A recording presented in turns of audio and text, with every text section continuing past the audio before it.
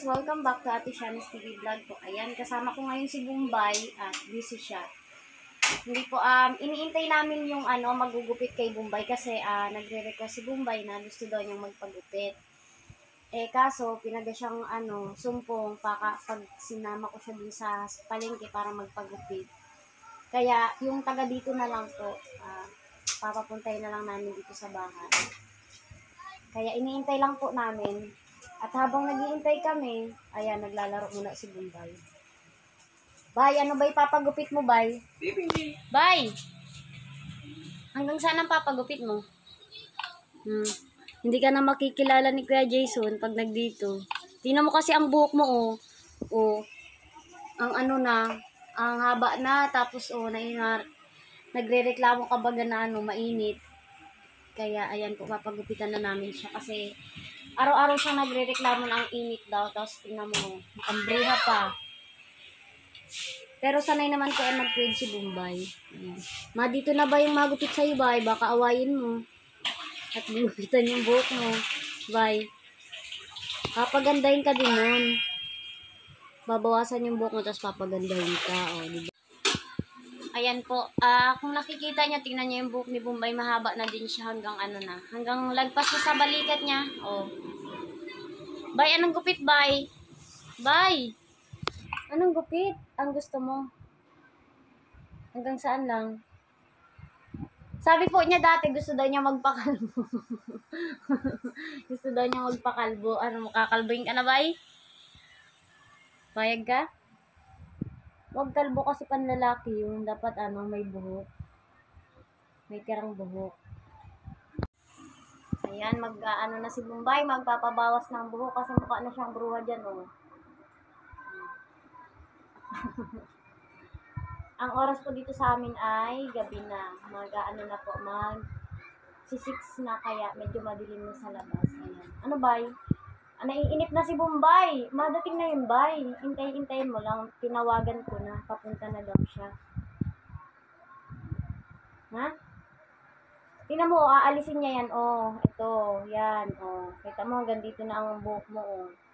Aalisin niya yan. Hanggang dito lang. Yan. Alam mo na. Oh. Para hindi ka naiinitan pag tanghali. Tingnan mo daw, oh. Maganda naman po yung buhok ni Bombay. Bagsak naman. Kaso lang ay mahaba na. Bay. Ayan nga, magupit sa'yo. Makikisamad ta. Pinagayang sumpong ay. Magupitan ka na nga eh. O, baka re-regline siya ngayon, kaya nagayang sumpong. Gugupitan ka na, Bay. Mapagupit si Bombay kay Kuya Boy. Pero gusto daw niya kalbo. Wala siya sa mood kasi nga sinumpong siya. Ayan.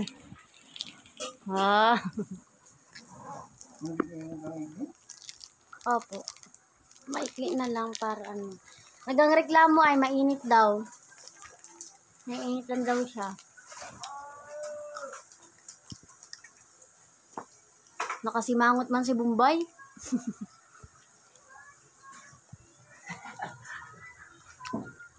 Ini ilang pinakabawal sa inyo man yun.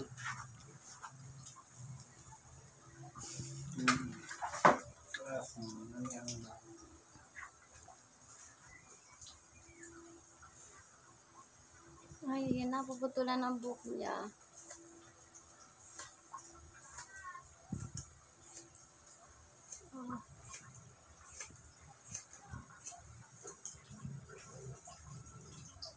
Ikaw ba'y magalaw? Para mabawasan din ang kuto mo. Tingnan mo, oh.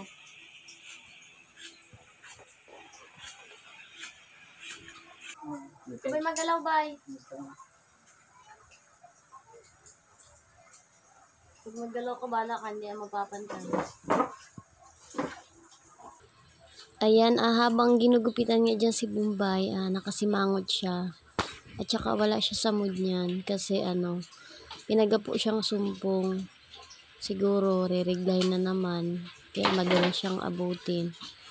Pag inaabot siya, ano siya, wala siya sa mood. Ganyan siya, tahimik lang. Kabaliktaran ng Bombay na nasa mood. Si Bombay literal na madaldal po yan. Kaso ngayon, pinagang sumpong kaya yan, tahimik. Bay, seryoso. Seryoso ka. Seryoso ka ba ya? Bigyan mo nga kasi kay Boy ng takip ng Malungkot siya. Malungkot siya. Bukas pag nasa mood na si Bombay, ano yan. Bakit ganyan ang buhok niya? Ayan, nilagyan din po si Bombay nung pang-alis sa kuto. Ayan, inaplayan din po siya noon para mawala yung mga kuto niya. Kasi madami si Bombay kuto eh. Wow, maganda na si Bombay. Ay, maganda ka na, Bay. Tingnan mo, Bay, sa salamin. Nagtingin sa salamin, oh.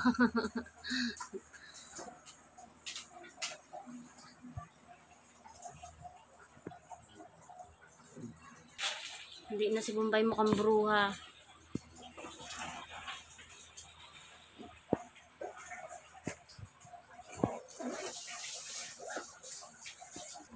Pag nakita ka ba ni Kuya Jason, masabi yan.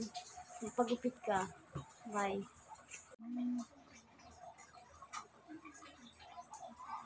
Ikaw ba'y magalaw, bye?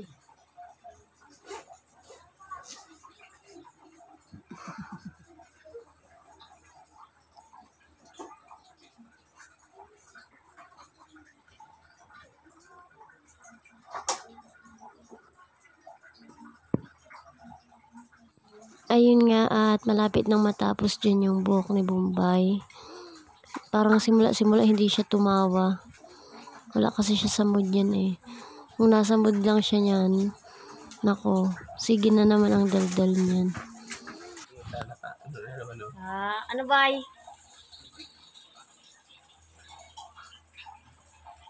Sinipit. Yeah, tapos na si Bombay. Bay, kamukha ka bay ni Rina. Ilang ano eh, oh. Oh. Bay, kamukha ka ni Rina. No?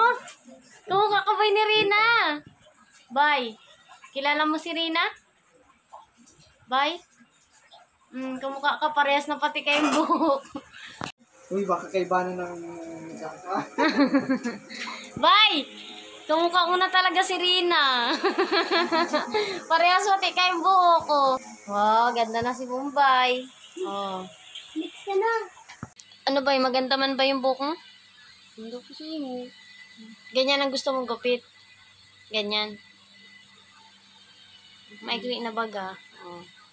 Hindi na mainit.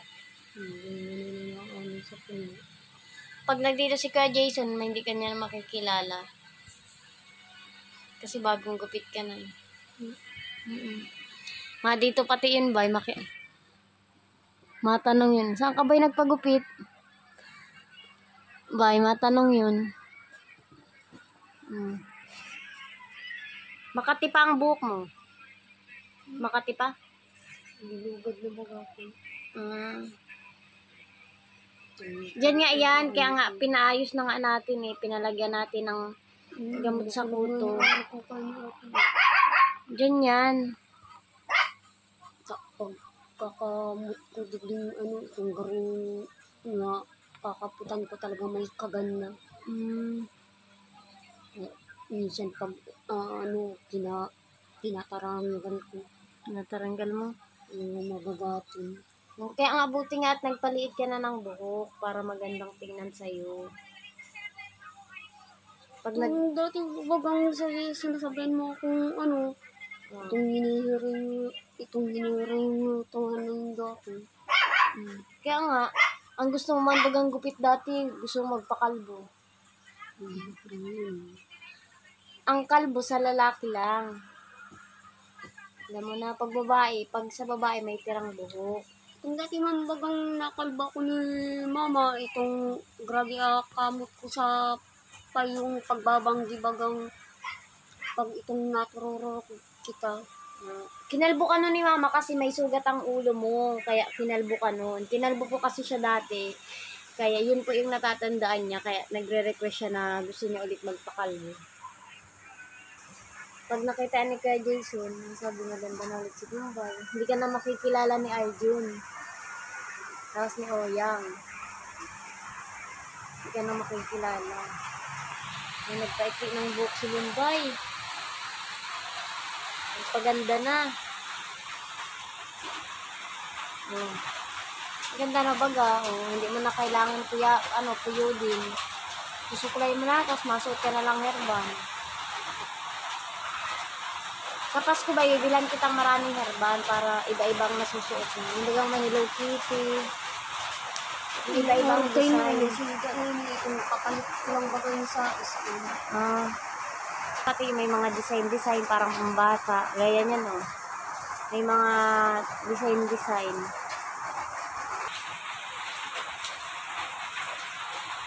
Oh, di ba? Bagay sa'yo ang maikli lang ang buhok. Tapos naka-herban. Pag nagbili na tayo ng damit mo, mabili tayo ng mga herban mo. Para may iba-iba kang